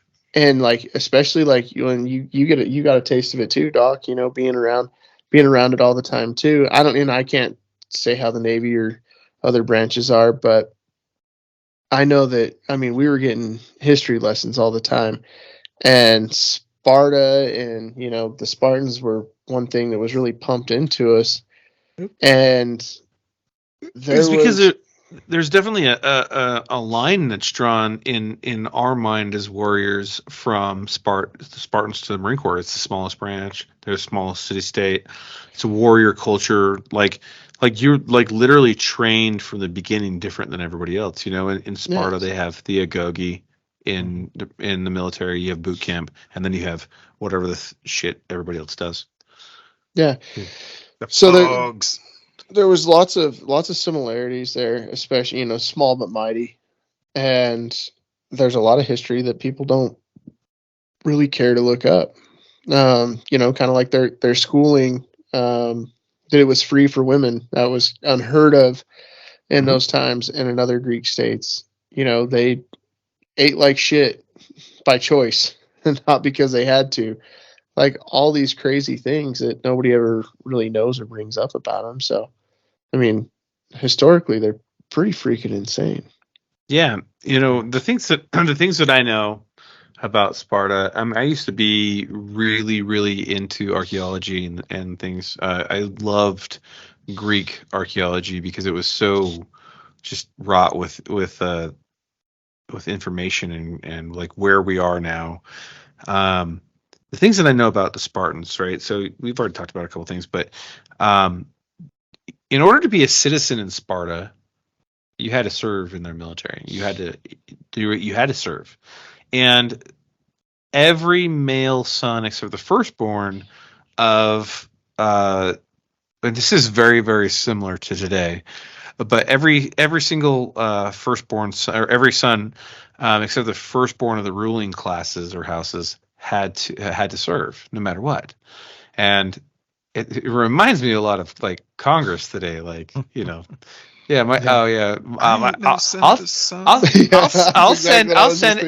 I'll send everybody else's kids to go to war and whatever, right? Very, very similar in that aspect, but like the agoge itself, they taught these men, these boys, how to fight, how to stand up for themselves, how to battle, starting at the age of like 11 or 10. And they didn't leave that training until they claimed their citizenship at like, I think it's like 26, 27. It's older because they had already become real Spartans, full-fledged Spartans, Spartan warriors. So yeah, I mean, definitely not before 19. Yeah.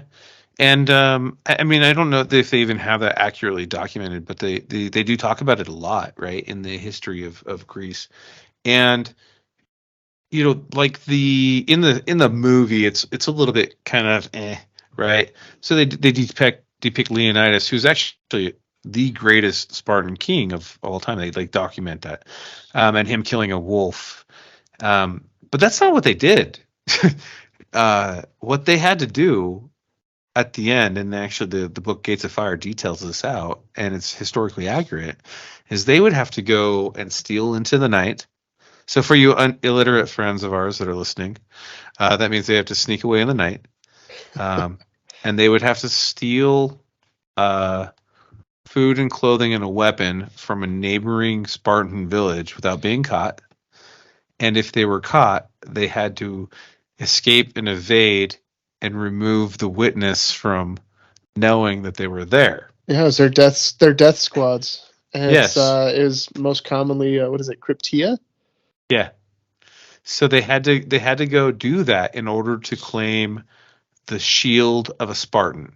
Not the sword, not the helmet, the shield. And they said, in the film, they said actually something that was real and is known throughout history. And it was,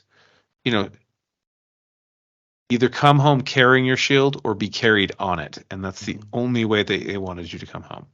Yeah. And it was an honor and the warrior culture that we're missing in the society today, with that direct intention to be great at something.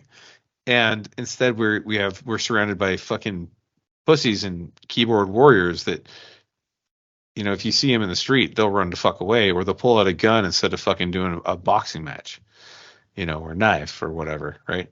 Yeah, that shit kills me, dude. Like the whole keyboard warrior culture and everything. It's like, dude, you wouldn't say that to my face. Like, ever did. Yeah, and if you did, yeah, I'm shoving a freaking candy bar in your ass. Like, I'm gonna fuck you up. Hold on, I'm not really quite sure. Is it a Baby Ruth? Are you trying to tell? Are you trying to tell all the keyboard warriors that you're going to eat their ass?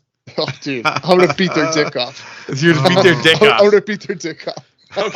Okay. Wait. All right. Wait. What? Oh my god! Now every keyboard warrior out there is like, "Oh my god! Did you hear that? He's gonna beat my dick off. We gotta get on his page. We gotta fucking start trolling the shit out of his page. He said he's gonna jack us off." You eat pieces of shit for breakfast? You eat shit for breakfast? No. No. I want the whole you. Oh, man. I loved learning about the Spartans when we were doing MCMAP, because they would talk about the phalanx and how Sparta invented it. And how, of course, Marines always talking about the phalanx. It's either that or the silver it's bullet. It's just not choose a phallus. Uh-huh. It's not a phallus. Yeah. Uh-huh. It's not phallus. Yeah. Phalanx. There's the Navy in me again. Gosh. Yeah, it's just popping out left and right. Trying to put shit in people's asses like surprise! candy bars. Jesus Christ! I'm super. Thanks for asking. And how hot are you? Let's check the. So fit check. Fucking. I need to check your temperature. It's really interesting because we learned about the phalanx, and the teachings of the phalanx is really crazy, because your shield, when you position the shield, you put it halfway between you and the man to your right, and the person to your left does the same thing. And then when you move to the next row, the person behind you, as a squad leader, they protect your front quarter, and then the small end protects your right. It just kind of creates this piece where you just have this mashing machine, right, of people just stabbing and fucking hooking and jabbing. I guess it's to your left. Hold the shield with the left, and then stabby with the right. Whatever. Yeah. What if you're left-handed? Well, you learn how to use your right. Yeah, you gotta learn to use the right. I'm pretty sure this motion is universal. Doesn't matter. Yeah. I don't know. You kind of look retarded doing it with your left hand. I look retarded doing a lot of things. I mean, they taught me. They let me use the bayonet left-handed. So that's I mean, if you practice something long enough, you're fine. Yeah. I think that the phalanx was the thing. It wasn't the phalanx itself that was the thing that was important that I learned and that I took from it. It was the fact that you are responsible for your brothers. Yeah. That's a really important thing. And it's something that I've carried with me since I got out of the military, and something I think we all carry is that we really are responsible for each other. Like we check in each other. We try to check on friends. Some of our friends don't really tell us what's going on, even though we ask like obscurely 2,000 times. Obscurely. You mean, is that another word for indirectly? Yeah. So I mean, the reality is that that's a real thing to me. And I think that was the biggest strength that they had, is they looked after each other. I mean, from your perspective, Al, what do you think made them the strongest? I think that there's a lot of things that made them strong, and having that warrior culture from the very beginning and instilling that pride in just their countrymen, I think is crazy. I mean, down to the babies that they raised and the babies that they wouldn't. I mean, they basically were practicing eugenics, from the very beginning. Like, it was insane, the type of stuff that they were doing. And it was just because they were trying to protect the most just, hardcore warrior culture that, has pretty much been thought of and executed. And I think that's one of the biggest reasons why we're talking about them now. Why they're in the history books is, they would leave babies out there, with like in the movie. If there was a physical deformity, they'd leave them out there. Let them die of exposure. They wouldn't even do that. They would just throw them straight off a fucking cliff. I mean, into the hole. Maybe the history has it written a little bit different. So I don't know. I wasn't there. They could have, some people could have punted them. Some people left them out there for the wolves. Some people, whatever. But the fact of the matter was, if there was something wrong with you and you came out, you weren't going to make it to the sequel. There's a sequel. And yeah, dude, you didn't see the sequel? Although it's the sequel's about the 600.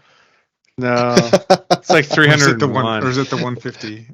Yeah, it's the 25 that were left. Yeah. But no, I think that's a great point. I think that the survivability can be implemented in a whole bunch of different ways, but I think that the culture of like you're saying, this from the get-go, from the young, from a young age, instilling the values and the integrity into the young, and from the get-go, and just being able to foster that kind of an environment throughout, being an infant, small child, young adult, adult. I think it translates differently than what's going on in the world today. Yeah, and like the movie, because I'm referencing that because that's what people know, is, they had like these crazy like chiseled abs and chests and, backs and arms and everything like that, but they legit were like that. Like, they legit sought that type of perfection. Yeah. And they wanted to be gods. Yeah, if you didn't fit that mold, man, you're fucking out. They wanted they modeled after Hercules. That's what they did. There's no fat king in Sparta, Yeah. I think it's a whole lot like, the Viking culture. Jabba the Hutt was effective too, though. He was. He had different methods. I'm just saying. And he had the hottest bikini. No, was that Jabba? That was Leia. Yeah. Well, I mean, I'm sure that he commissioned somebody to have that made for. That was actually Jabba when he was in boot camp. That's when he wore dude, 100%, dude. 100%. Permission to cross the patio, Daddy-o. You're welcome. Yeah, I think that their culture is a lot like the Viking culture in the sense that the king, the jarl, the governor or whatever, they all ate, slept, fought with with their warriors. It wasn't just like a European thing where they might sit on a mount and watch. There's very few stories about the king going into battle and tearing shit up like you would a Spartan king or a Viking king or jarl. Mhm. So yeah, I think there's a lot of correlations there, or similarities between the Yeah. two cultures. I think it's a real thing, and it's weird when you start talking about these warrior cultures because we always focus on the greatness that they were, right? And it's really hard because winners write the history books. Nobody Oh else yeah. fucking writes the history books. Like, I'm sure there's a different point of view from past things, in life, past battles, wars, whether that's, the German point of view from World War II, which is still Mhm. wrong because you're a bunch of fucks for doing what you did. Um, and you have like different points of view, like from China versus Japan, or the Korean War or Vietnam, even, right? I'm sure that the Vietnamese were like, fuck these guys, like they're here trying to fight us, and we don't want to be occupied because this is our land. It'd be no different than us. But they don't write the history books because they don't write the history books, right? Mhm. So it's interesting. So I have a weird take on warrior culture because there's always a strength, and for every strength there's a weakness. It's a very yin and yang kind of scenario. What do you think, Doc, was the Spartans' weakness besides Uh, lack of clothes? I don't know that that's a weakness. I mean, you got the shield, right? I mean, Covers everything up. right. Yeah. I mean, it's like the bear coat. I can have the bear coat on and I'm invincible. That's it. Yeah. Yeah, I Doesn't mean, it's have like Alright. it doesn't have to be buttoned or zipped or anything. I don't even know. No. Does it even have a zipper? I don't even think it has a zipper. It does. Yeah, It does. It does? In fact, have a I've- zipper. I've never used it. I know. Shocking. it's like they had cloaks. I mean, that's fair. Yeah, I that's right. think the weakness in any warrior culture, um, whether it's the Spartans or in another biblical sense, in let's take David and Goliath, right? I think any weakness in that culture mindset is when you get cocky, I guess, is where I would go with that. If you have an arrogance and a cocky about you that doesn't allow for adaptation, and that you're the best regardless. I get the concept, and I understand the um, the integrity of having that mindset and maintaining that mindset. But without the I think where they lost out was that they weren't adaptable, right? They were so rigid in their thought processes, and they were so rigid in their beliefs, and so rigid literally in their abs that it cost them in the Yeah. it costs them in the long run. You if you can't entertain the thought that you're beatable, then I think that that's a weakness. It doesn't allow, you're not allowing yourself some vulnerability that can actually make you stronger. Yeah, I think that's real. I think, and that's one thing that you can take to heart for anything you're doing, right? Yeah, I mean, When you look at your daytime profession, right, in cybersecurity, right? Understanding your vulnerabilities makes you stronger because you patch them, right? Mhm. I Yeah. think when you have a warrior culture and a warrior mentality where everything is arrogant or cocky or I'm unbeatable, it doesn't allow you to think of having a vulnerability and what's going to happen if I have a vulnerability, and who's going to attack me in my vulnerability. If they do attack my vulnerability, how do I defend against it? And it gives you a point of access and destruction, right? Like a Trojan horse, even, right? Yeah, yeah. I think that's actually very, very viable, and it's a good thought on that. Al, closing thoughts. I think that on paper and historically, Sparta fell for the same reason that Greece fell, and the reason that we're failing now. and it's just They internal. became woke. They woke No, up. it's an internal strife, economic decline, and just overall jackassery. Right? It's I think that's we're talking about Coke with a W. with a W. But I think that's yeah, part of the assessing your vulnerabilities, right? I think if you yeah, as a society, what makes you vulnerable, and I think some of the cultures of late are making us vulnerable. yeah. And the problem is nobody's doing that assessing right now. Mhm. So, and if we don't fix our shit, we're gonna be the greatest nation that ever was that fizzled out within 300 years. Is I mean, you have the Romans, and the Romans lasted for over 1,000 years. The Greeks lasted forever. Even the Spartans lasted forever too. So Yeah. our rise and fall when they write history about us, if we don't get our shit together real quick, is going to be just a footnote. Yeah. I mean, look at the Persians. They're still going. Yeah, they're still there. Yeah. They're still there for sure. Greece may not be around.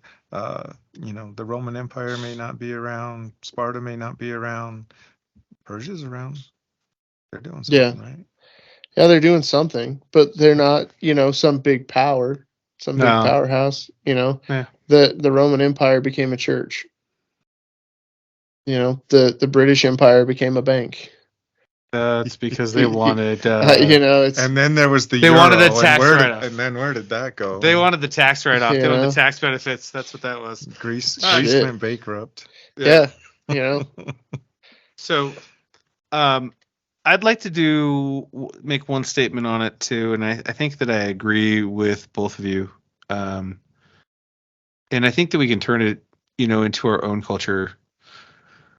When you think that you've arrived at success, it's time to rinse and repeat the process that got you there. So you got to stop. You got to look and see where you came from. Refocus on your future, and look at what made you or gave you the ability to get to where you're at, and then take that to the next step. And never stop learning, and never stop focusing on growth. And when you think that you're there, you're not there. It's just a false plateau. Until you die, it's always a false plateau. Like you're never going to be as great as you could be. So that being said, I think it's time, gentlemen. Great podcast. Yeah, it's time. I got a couple shout outs that I'd like to do to folks throughout the realm. The Middle Earth, some sort of portion. Whoever the fuck listens to us, I just want to. I want to do a couple shout outs. I want to shout out to our girl Amber Lukes out there in California. Again, thanks again. Awesome. I love it when you reach out. Wanted to shout out to the gents that run Truth, Tall Tales, and Whiskey. Go listen to their podcast if you guys like music. They do a lot of stuff there. Really good dudes. Solid. I'd like to shout out to Rudy over at Boss Graphic Design. He's really been killing it for us as our art director in-house, but reach out to him if you have any needs. And I think final shout out today that I would do is I'd like to do a shout out to John Hook up here, a good friend of mine who's provided us with a lot of insight, but also I'd like to tell him thanks personally for showing up with me and Doc and putting the metal rails up on his day off right before he had to go, or not even his day off, like 3 hours before he had to go to work. He showed up and he just stopped by and he lent a hand. He helped us freaking cut the insulation that we don't have anymore on the floor, but he worked his ass off for free. I would love to. I want everybody to know that that man is a freaking rock star. So. And he helped that one chick make sure my ladder didn't move. Oh yeah, that one. Oh, yeah. That's true. That's importante. I was like, hello. So that ladder just moved. Can someone else come over here? I actually want to shout out one other person. It's Melanie Melanie up here in Columbus for doing the research on the bones that were found. Thanks for letting us know and validating that shit wasn't real. And also, thanks for listening to all the episodes. I mean, she caught up, man. She binge listened. You know what? Even if she's fucking lying, I feel a little bit better. Yeah. Thanks so much for checking on it. So, all right, gents. With that being said, it's time for a wrap up. So, I am Vico, the bearded one. You can call me JT. I'm the Jarl. Call me the Jarl. Stay weird, beardos. I'm the silver one, Doc. Fuck you, you fucking fucks. And fuck you so much that I want you to stick around and be around for the next go round. Fuck yeah. Cheers, motherfuckers. Cheers.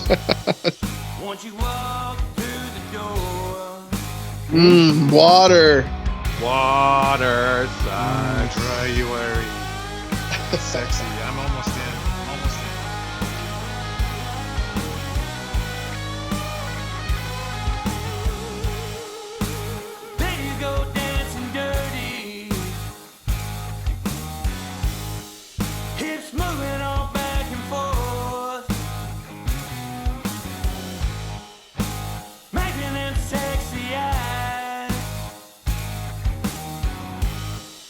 Got 'em